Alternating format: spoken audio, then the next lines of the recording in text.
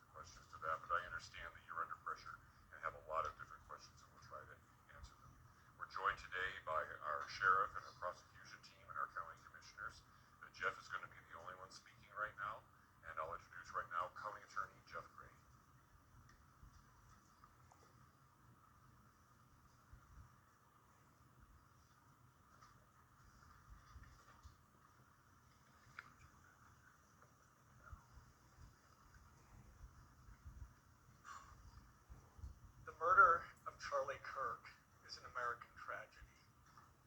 Charlie Kirk was murdered while engaging in one of our most sacred and cherished American rights, the bedrock of our democratic republic, the free exchange of ideas in a search for truth, understanding, and a more perfect union. It is also an offense against the state and to the peace and enjoyment of the people of Utah and of all those who visit here. But Charlie Kirk's murder also strikes a more personal and intimate chord. Charlie Kirk was first and foremost a husband and a father to two beautiful young children. He was a son, he was a brother, and a friend.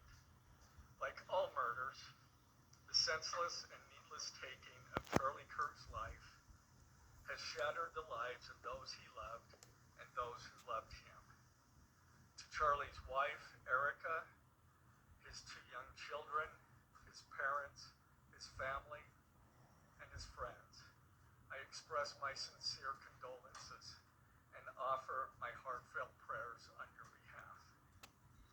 I also want to express my concern for everyone who was at Charlie's Turning Point USA event at the University of Utah Valley University, and all who have been impacted by this tragedy. As county attorney, I am charged with bringing justice to those who offend our laws. I am charged with bringing justice for those who are harmed. I am charged with bringing justice for Charlie Kirk. I am committed to these aims. I take this responsibility seriously.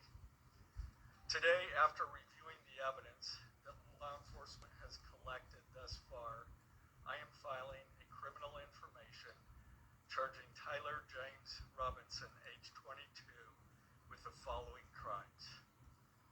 Count 1, aggravated murder, a capital offense, for intentionally or knowingly causing the death of Charlie Kirk under circumstances that created a great risk of death to others. Count 2, felony discharge of a firearm causing serious bodily injury, a first-degree felony. The state is further alleging aggravating factors on counts 1 and 2 because the defendant is believed to have targeted Charlie Kirk based on Charlie Kirk's political expression and did so knowing that children were present and would witness the homicide. also charging defendant with count 3, obstruction of justice, a second-degree felony for moving and concealing the rifle used in the shooting. Count 4, obstruction of justice, a second-degree felony for disposing the clothing he wore during the shooting. Count 5, witness tampering, a third-degree felony for directing his roommate to delete his incriminating texts. Count 6, witness tampering, a third-degree felony for directing his roommate to stay silent if police questioned him. And count 7, commission of a violent offense in the presence of a child, a Class A misdemeanor, for committing homicide knowing that children were present and may have seen or heard the murder and did so based on Charlie Kirk's political expression. Also, following the press conference, I am filing a notice of intent to seek the death penalty.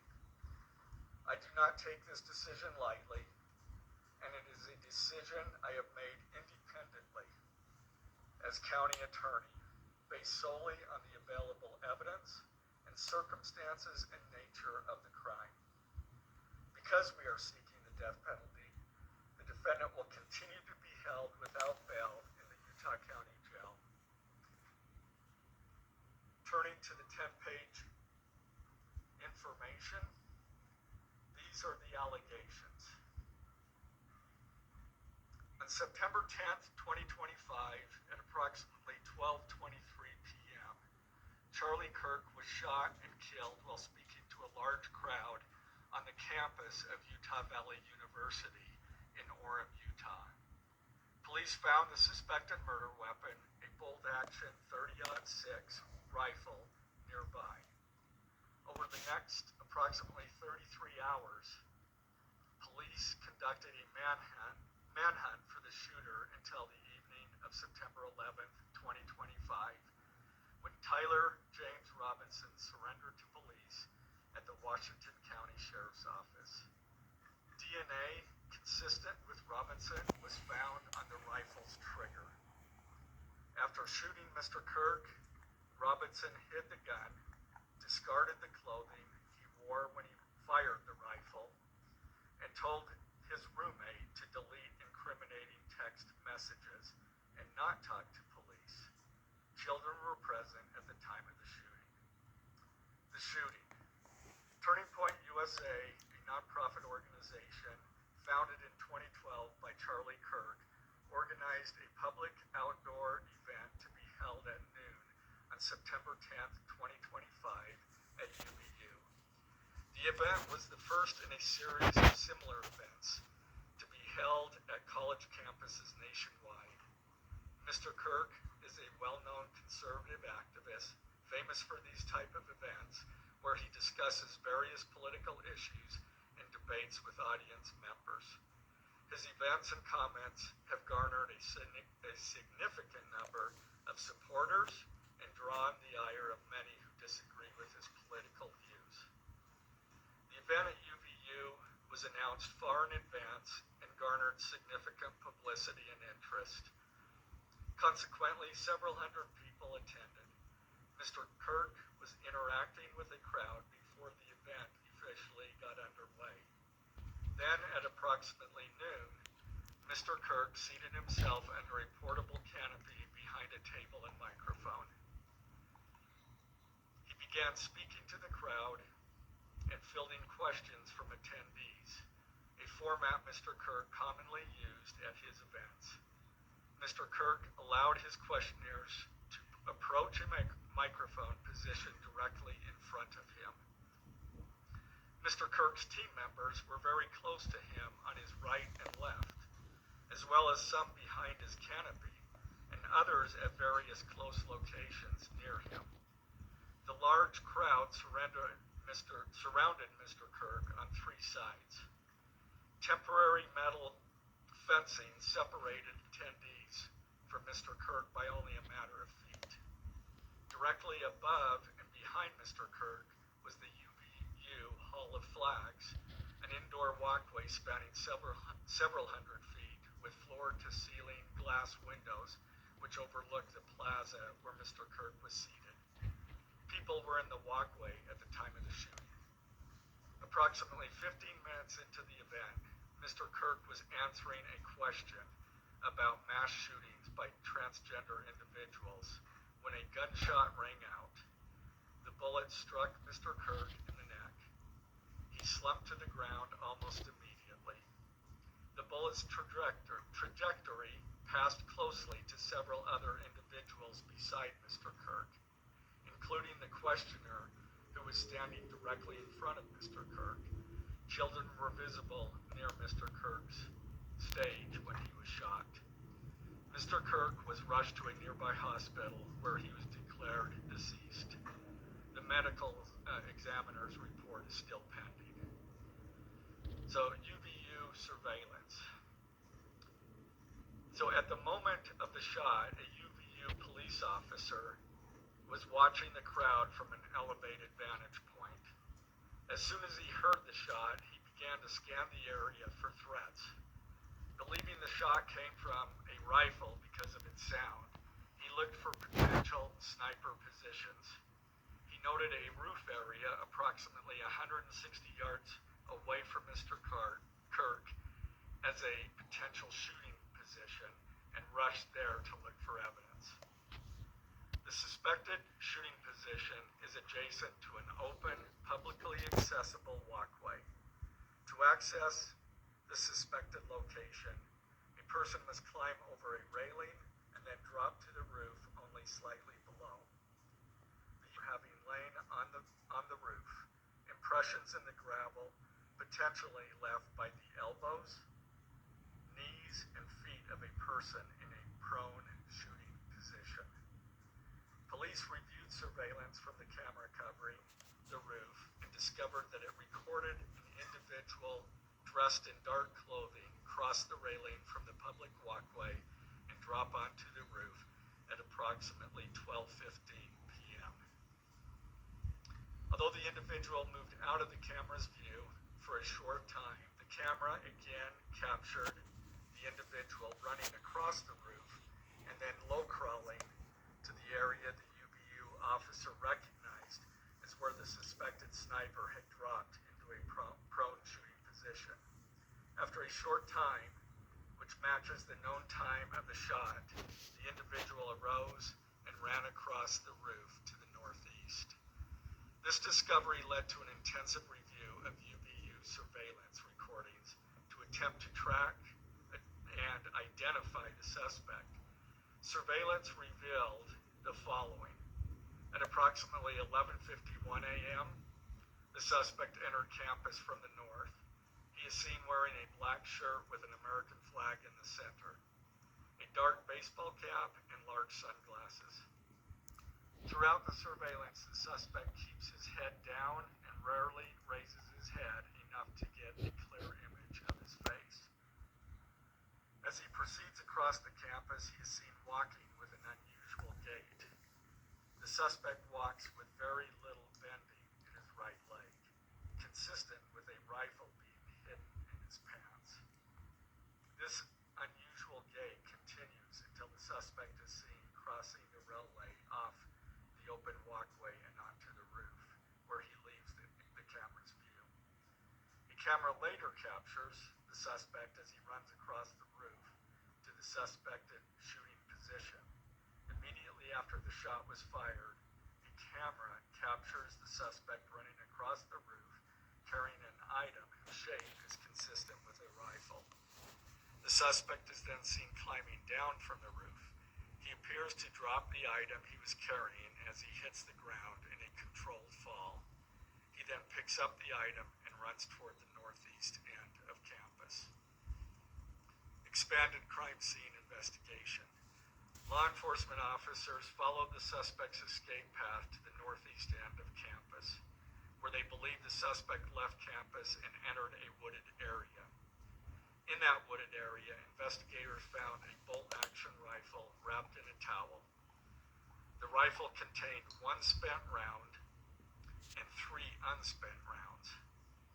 This is consistent with the facts officers observed at the time of and immediately after the shootings. No shell casings were found on the roof, suggesting a bolt action rather than auto-loading weapon, and only a single round was fired.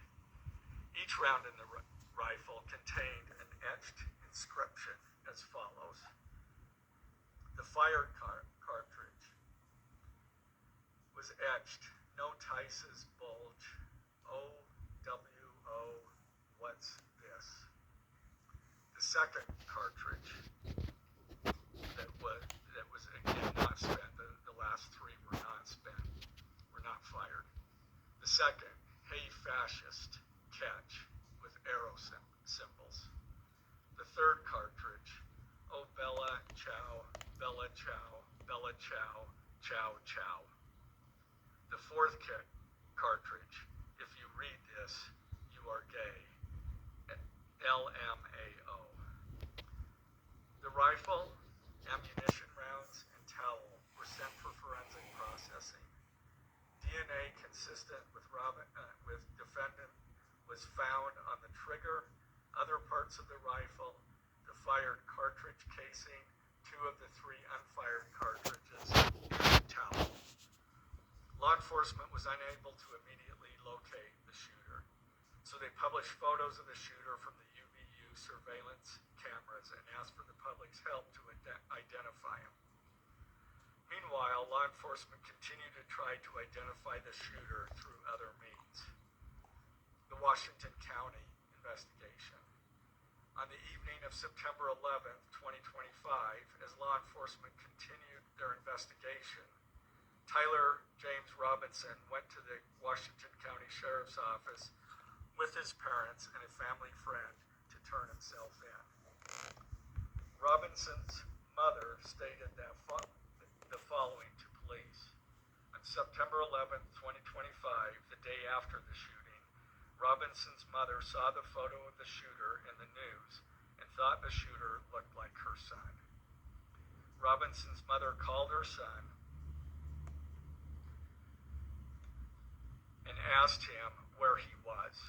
He said he was at home sick and that he had also been at homesick on September 10th. Robinson's mother expressed concern to her husband that the suspect shooter looked like Robinson. Robinson's father agreed. Robinson's mother explained that over the last year or so, Robinson had become more political and had started to lean more to the left, becoming more pro-gay and trans rights oriented.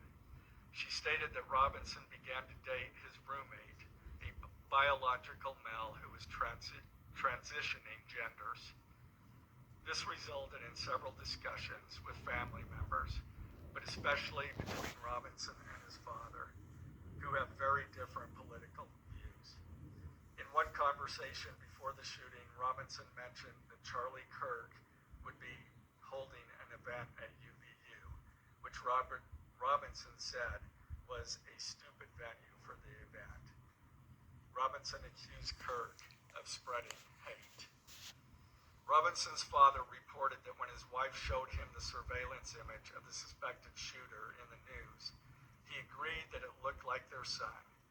He also believed that the rifle that police suspected the shooter used matched a rifle that was given to his son as a gift. As a result, Robinson's father contacted his son and asked him to send a photo of the rifle. Robinson did not respond. However, Robinson's father spoke on the phone with Robinson. Robinson implied that he planned to take his own life. Robinson's parents were able to convince him to meet at their home. As they discussed the situation, Robinson implied that he was the shooter and stated that he couldn't go to jail and just wanted to end it. When asked why he did it, Robinson explained there is too much evil and the guy, referring to Charlie Kirk, spreads too much hate. They talked about Robinson turning himself in and convinced Robinson to speak with a family friend who's a retired deputy sheriff. At Robinson's father's request, the The family friend met with Robinson and his parents and convinced Robinson to turn himself in.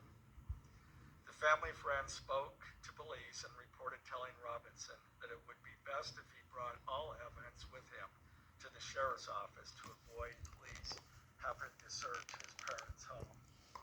The friend also asked Robinson if he had any clothes that were related to what he did. Robinson replied that he had disposed of the clothes in different areas. The roommate. Police interviewed Robinson's roommate, a biological male who was involved in a romantic relationship with Robinson. The roommate told police that the roommate received messages from Robinson about the shooting, and he did provide those messages to police. On September 10th, 2025, the roommate received a text message from Robinson which said, "Drop what you're doing. Look under my keyboard."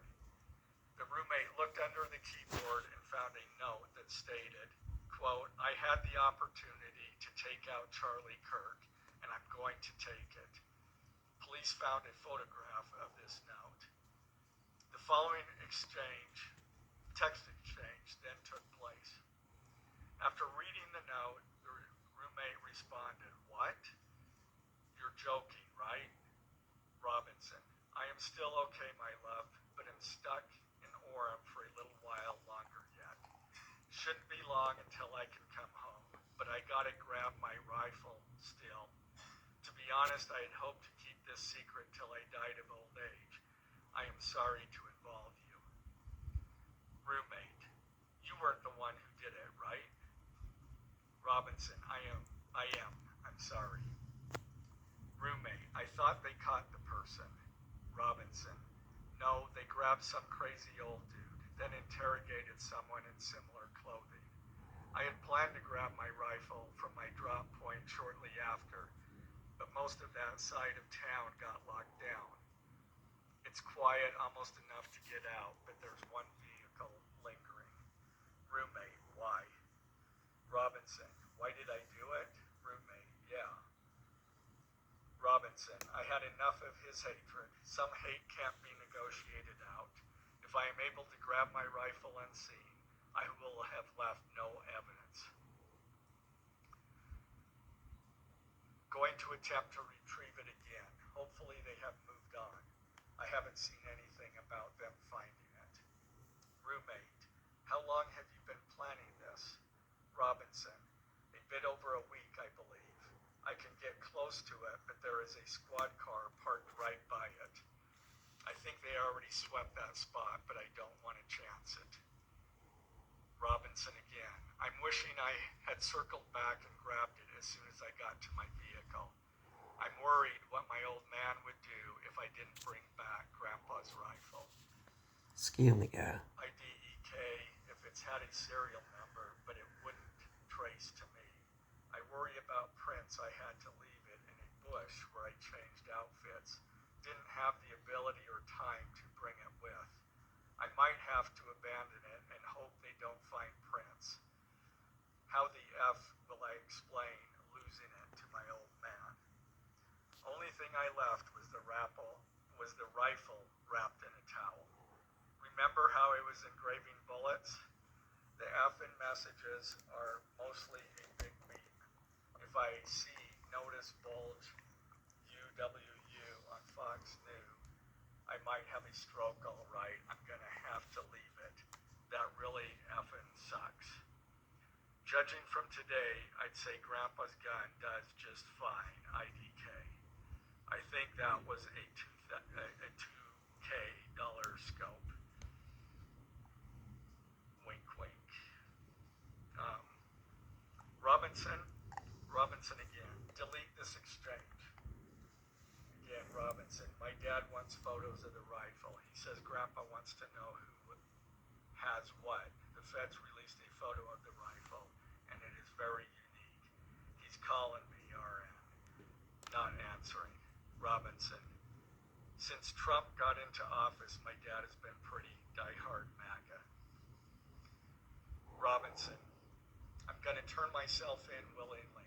One of my neighbors here is a deputy for the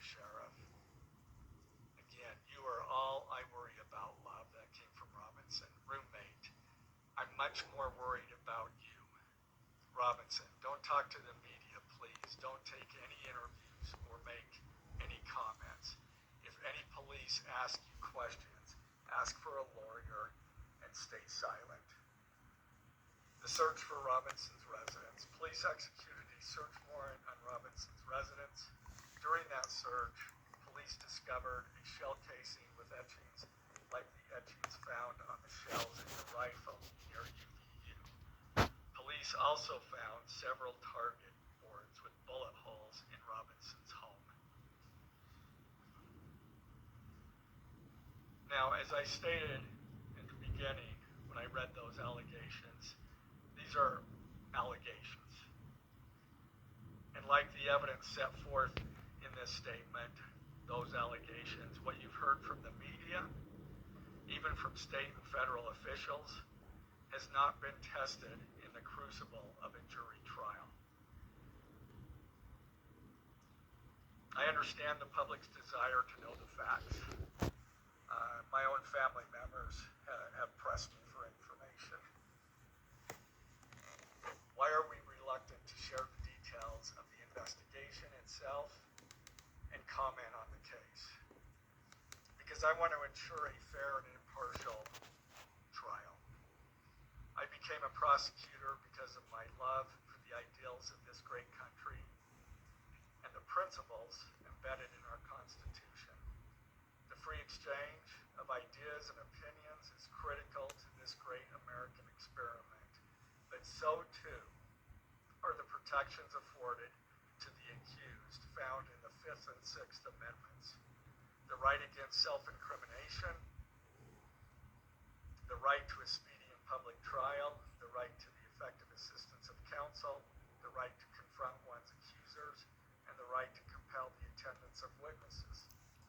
And perhaps most importantly, under our Constitution, the accused is presumed innocent until we, the state, prove to an impartial jury of defendant's peers his guilt beyond a reasonable doubt.